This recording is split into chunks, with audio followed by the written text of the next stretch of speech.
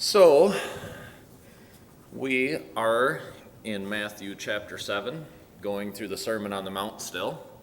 We're on Matthew 7:7 is where we're going to be picking up. But so this passage is about, one thing I just, kind of clarify. I was thinking about last week's message, and I always do that. I always dwell on last week, and I was thinking it was about judgment and how, not judging so that judgment may not fall upon you, and I decided not to talk about this, and now here I am. But, these are all just so you understand that all these qualities that we've been going through, there is not like, if you're a judgmental person, you're automatically condemned to hell. It's all in understanding of where are you actually in your heart, and where does your faith actually stand, and who are you as far as trusting in Jesus Christ. And it's just all these things that we look at, they're signs that tell us who we actually are. But I just thought, man, maybe I was too strong on that last week. But anyway, that being said, and I know some of you missed it, the recording didn't go through when we lost power. But anyway, start off today. So this week we're looking at how the Bible says that when we ask God, He answers prayer. And we're looking at how we have a God who answers prayer. But yet, not every prayer gets answered, does it? So then it may bring questions. You may hear this message, and someone may preach this message, and they may say, when you ask God, He answers. And then maybe you'll find yourself losing faith. You're like, well, I have prayed and not gotten answers. Like I'm so torn, I'm confused on this, because why would He say that if you pray, He does answer? And then I feel like, why did God let me down? So you wonder. So the first thing I want to point out as we think about this is that this isn't the first thing Jesus has said on prayer in the Sermon on the Mount. He taught us how to pray for starters. And He said in Matthew 6:9, He said, pray then like this. He said, our Father who is in heaven, hallowed be your name. He says, pray God, your God. Like you are great. Like not looking at yourself. He says, pray like that.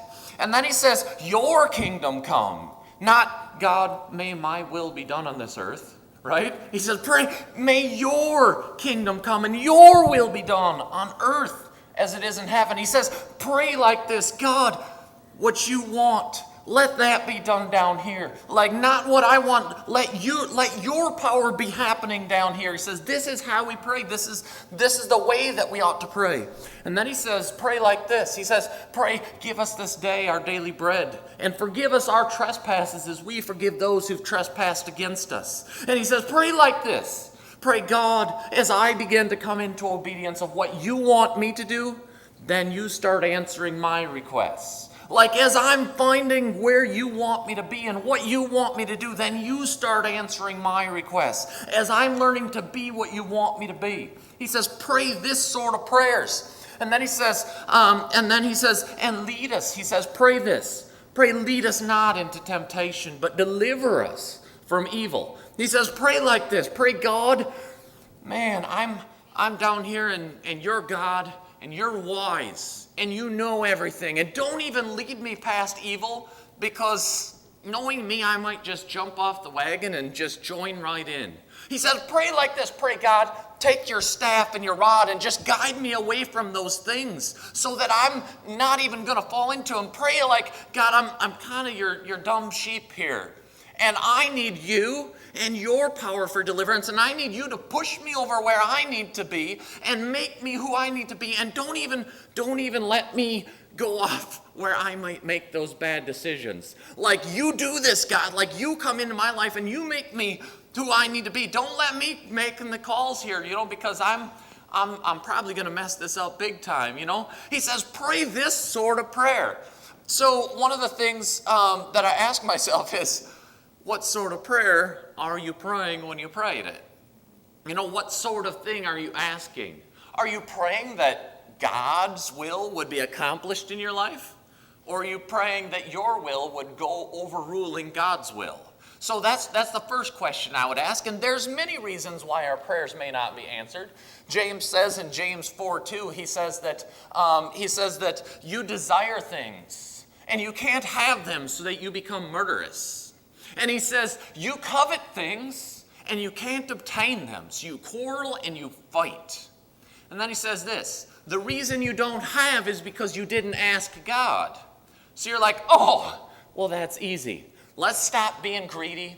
Let's stop fighting with each other, and let's just ask God for the things. That's simple, right? On first thought, that sounds easy. Okay, instead of fighting with each other in our greed, let's just ask God. That sounds simple, right? But then he says this. He says, you ask and you do not obtain. Wait a minute. You ask and God didn't give it to you? Well, he just said the reason we don't have is because we didn't ask. So wait a minute. There must be a little more to this. He says, you ask, but you do not obtain because you ask in greed that you may spend it on yourselves, on your own passions.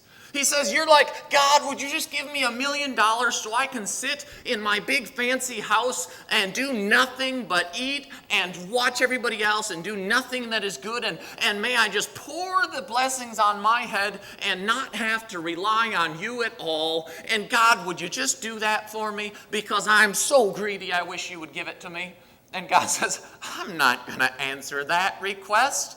What on earth? He says, that's not good for you. He says the things that you're asking for are not like things that are going to help you accomplish my will. He says, no wonder you're not getting your requests from me. You're asking in this greed category. Like you're not asking for good things for yourself. You're asking for bad things for yourself. You're asking because you personally want it. It's not because you want to help with God's work and to give it out. Maybe you say, God, if you'll give me $1 million, I'll give $1,000 to the church. And God's like, yeah. Then you're sitting there doing nothing. You no longer rely.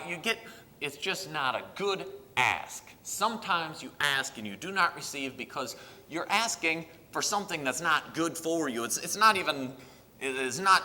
just a greedy thing that you're asking for.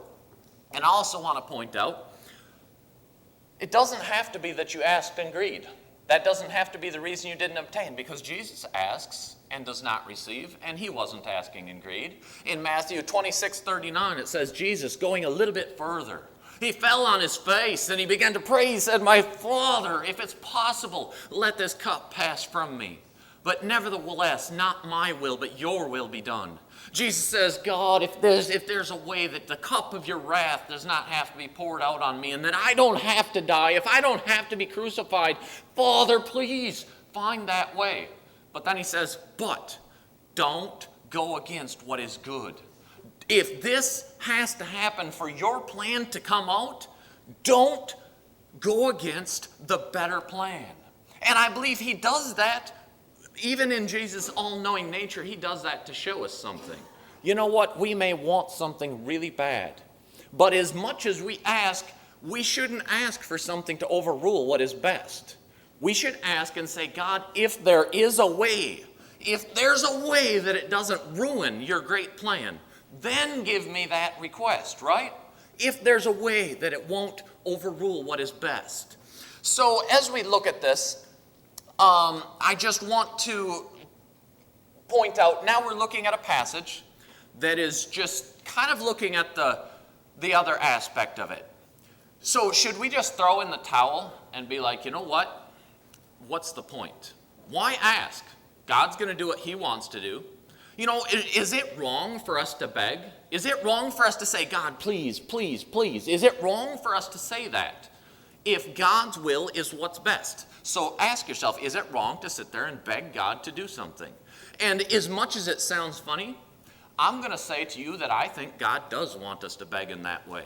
That he wants us to be fervent and serious and fall on our face in asking our requests, deeply concerned and begging him to answer our prayer, even though it must come inside of his will. I think he wants us to ask very seriously. And I think this passage is about the fact that God does answer. He does answer. And we may think, oh, well, if it's not in his will, it's not going to happen anyway. I threw it out there, No, he wants us to get serious about asking. And I think that's what we're supposed to see in this passage. So in Matthew 7:7 in our text, it says, ask and it will be given to you. It says, seek and you will find. It says, knock and it will be open to you. So you're like, wow, he's talking like if you ask and you seek and you knock, you're going to get your answer. You're going to get the blessing that you're looking for. And I think that this is a little bit like my kids. You know, it says ask, seek, knock, okay? And this is many times how my kids start off, and this is the same pattern they use, and Jesus is going to relate this back to us talking to our Father. So maybe my kids start off with the ask, okay? They're like, Dad, can I have some of the frosting off the top of Mom's cake? I'm like, no, Mom will get mad. So then seeking. What would seeking take? A little pursuit. Like, please, Dad, come on. Like, I'm pursuing. I'm putting a little effort in. Come on, Dad. I'm so hungry. I can't wait. And like all of a sudden now we have seeking, right? So they're like, please, please, please. And you're like, maybe they're like hanging on your leg. You're like, all right, no, and out. Get out of the room. Out of the room. What's next? Knocking. Knock, knock, knock. Knock, knock, knock. Knock, knock, knock. Now it's getting intense, right?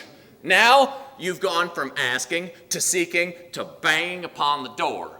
And Luke has the same story. Luke tells the same story about the same event. Luke says, ask, and it'll be given to you. Seek, and you'll find. Knock, and the door will be open to you. But Luke adds an example that Matthew doesn't record.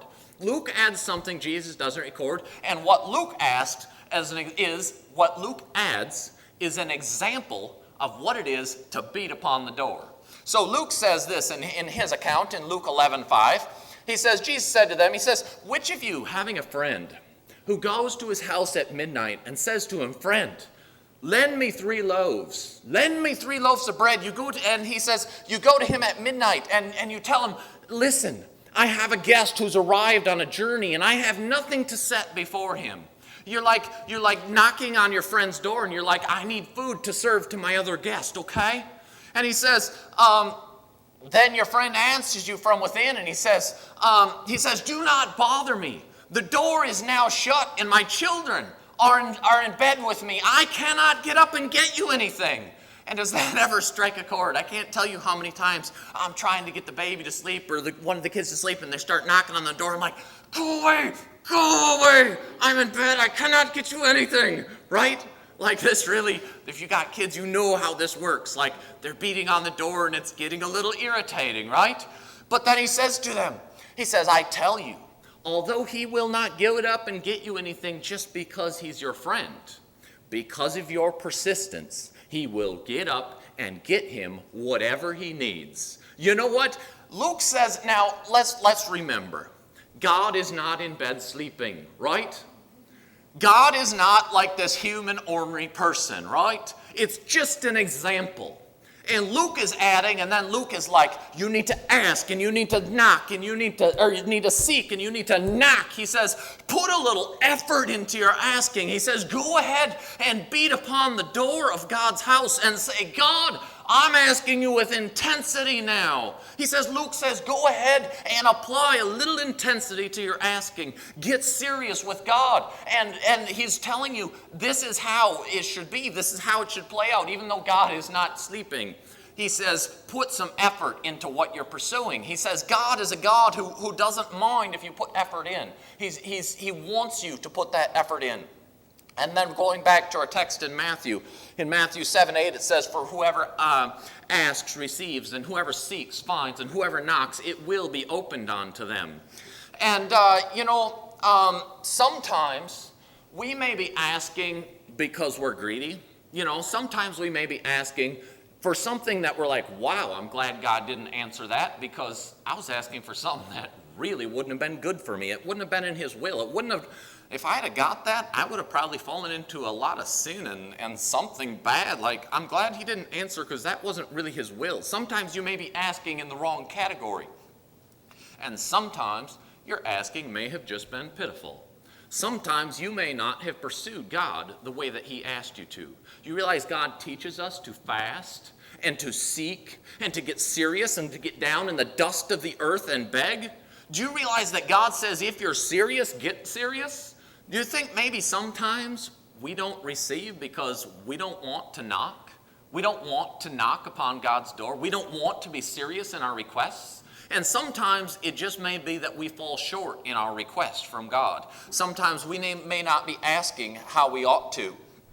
And then he gives this example. He says in verse 9, he says, "For which of you, if he has a son who asks him for bread, will give him a stone?" He says, so if you have a son, and he asks you for bread, and I've heard that in those days, I can't confirm this, but I've heard in those days the guy asked for 3 loaves of bread to feed his guest. These probably weren't the big Wonder Bread loaves, okay? These were probably little dough balls, like little flat little cakes, okay? And I've heard that these cakes kind of look like stones. And maybe the neighbor kid would give your son a stone and be like, "Here, have a bite," you know? And you'd be like, "Well, that was bad," you know? But your father's not going to do that to you. Your father wants to take care of you, right? He says, who has a son and gives him a stone when he asks for bread? And then he says that, I lost in my notes here. He says, what about a son who asks you for a fish? He said, would a father give you a serpent? He says, do you doubt me? He says, wait a minute. Do you doubt your God? Do you think I'm not good?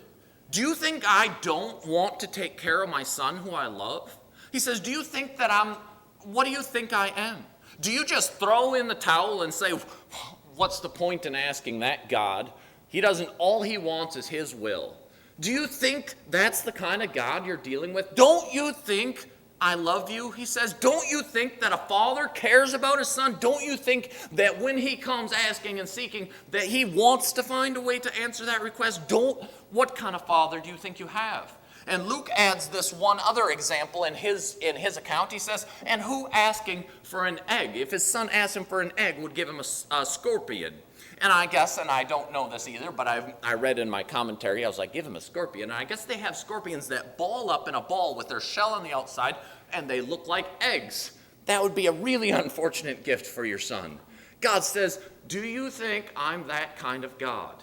Don't you think I want to give you what's good? He says, what kind of God do you think you're dealing with? He says, ask me. Seek for the things that you want. Your God loves you, and he wants to give them to you. Don't just throw in the towel and say, oh, God is God, and he doesn't really care about his children. He says, no, you need to be pursuing them. You need to be asking. You need to be seeking, and you need to be knocking. And then he ends with this. He says, in verse 11, he says, if you then who are evil know how to give good gifts to your children, how much more your heavenly Father who is in heaven will give good gifts to his children. He says, don't you understand that you've got a real Father who really sees you like children asking and seeking and knocking? And don't you think that if he sees it as something that's not going to be damaging to you, if it's not something that's going to hurt you, don't you think that he's going to try and find a way when you're seeking, when you're looking, when you're asking? Don't you think that he's looking out for you and loves you? Don't you think that's the kind of God you have up there? He says, understand that. Don't just throw in the towel because, if it's not your will, so I'm not going to ask very seriously. He says, get serious because you've got a Father who wants to make this happen for you, okay? If it's not going to be against his will, he wants to give you good things. He does. How much more? Don't you care about your children? Don't you think God cares about you? Put it together, he says. He wants to answer your requests. So in closing this morning, number one, we ought to understand that when we're praying, it needs to be in his will. God is a good God. He's a good Father. Good fathers say no sometimes. He wants to give us what is right and what is good. So sometimes you're asking for something and you need to be like, God, I understand that this may not be your will. And maybe I need to have what I don't want. Maybe that's true. But you can say, God, if there is a way, if it doesn't ruin your will, God, I'm asking you to do it still. And you got a God who's going to listen to that. You got a God who's going to make alterations to his plan or at least find a way to answer his children's requests. If it doesn't ruin you, if it's good still, if his plan is still good, he'll seek to find a way to answer those requests that you have. So realize that you cannot ask in greed. You shouldn't be asking to go against God's will. And then lastly, sometimes our asking is just straight up pitiful and falls short. In 2 Kings, King Hezekiah was sick and he was laying on his bed. And Isaiah came to him and he said, you know what? You're going to die. He says, God has said it to be, and you will not recover. And you know what Hezekiah did? It says he rolled over on his bed against the wall and starts weeping and sobbing and just kind of a pitiful state of whining. And he cries and he says, God, God, just crying. And he's like, please, and like Isaiah says it's set in stone and it's done and I'm going to die. And you know what? It says that Isaiah's not even gone. He's still across the yard and God says, turn around, go back.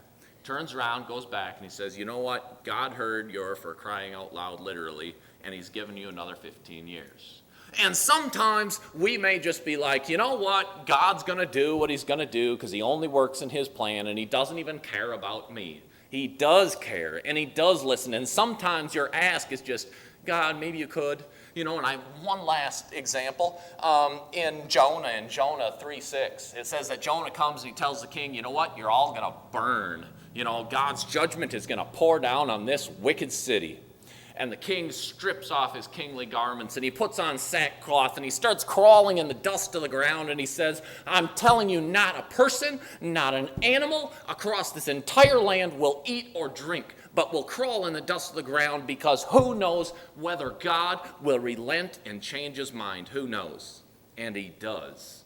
You know what? Sometimes we don't realize that even because something seems to be going to happen, that maybe if we ask in his will and we get past the ask and we get to the seek and then we get to the beating upon the door and we say, God, we don't realize that God actually says, all right, let's see how I can alter this to come out for my child's best. Sometimes he makes a little alteration and says, this still fits my will, and I'm a God who answers and cares and looks out, but he wants us to pursue it. You don't see people pursue God's answers as you do in the Bible. Not very often, not around here. You see an ask, maybe sometimes a seek, and rarely a knock. But he says, go ahead, ask, seek, and knock. Ask that it will be given to you. Seek and you'll find. Knock and it will be open to you. So we're going to close in prayer this morning, and we're going to have a baptism.